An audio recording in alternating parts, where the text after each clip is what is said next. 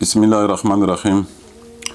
څو ورځې نه دنیا په تشویش کښې ده. دا د ایران دی او اسرائیل دی، دې جنگ دی شروع دی.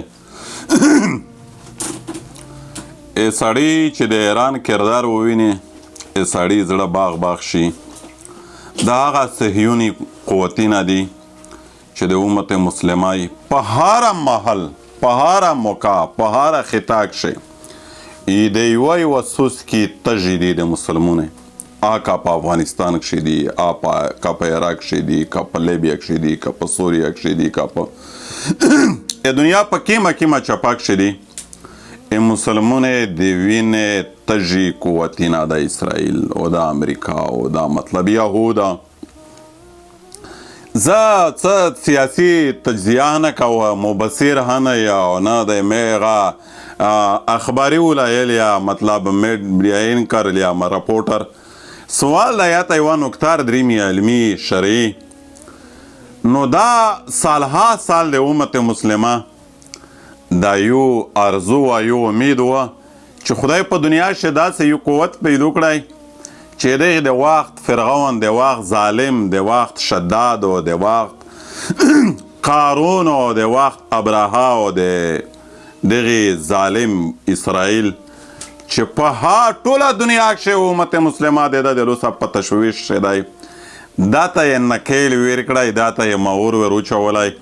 سالها سال بعد د امت مسلمه د ارزو پیرا شوه او امت مسلمه به یک مشتم هغې ته خو په داسې چونو چرانه مه وره په چار وه چې دغې سره ایران سره لبیک کړی وای.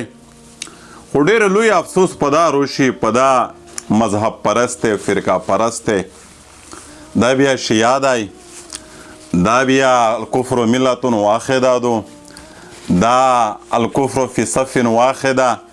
یا څه پګلون یې نه، څه بېوقوفین په مخ کړي دو چې دا خو څه کوي چې ایران زون ته مسلمون ملک هیی قرآن هیی دې سربراهون چې هغه کیمه الفاظ ادا کوي، هغه د قرآني حوالجات ادا کوي په داسې سینسټیو، په داسې کریټیکل سچویشن کښې، په داسې ټف حالات کښې دای سجداره نشه، دا سجده نه ولګوله، دای جوکاو نشه.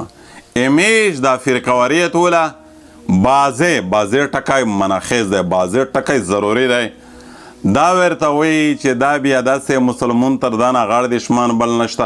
نه چې ته په مسلمون یې، ته مسلمون په ملک شې، یا مسلمون لبل یې دی، مسلمون ټایټل یې دی، ای مسلمون دوه لري. نه کیم ملک دغې اسرائیل غلامي نه دو کړې.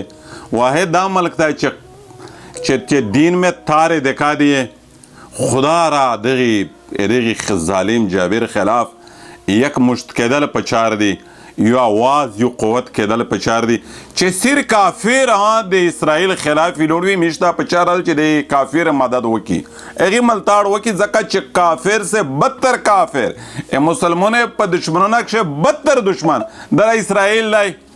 او زه دا ډېره په میډیا دا خبرې وینم او دا کمنټس وینم.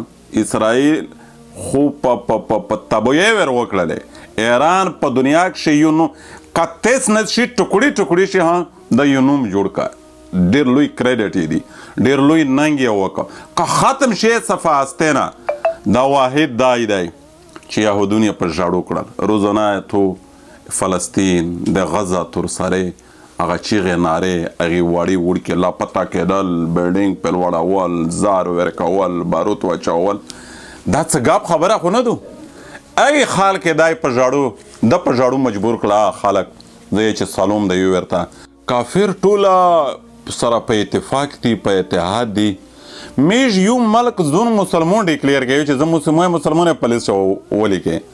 میږ ورته وایي چې نه، دا کافر دی، دا هغه دی، دا دغه دی. په وایسي کښې د نوم نشته دی. ویلې دا اسلامي ملک دنیا نه دا ډیکلیر کړی. نه دا فرقواریت ولا داسې یو ټولی وي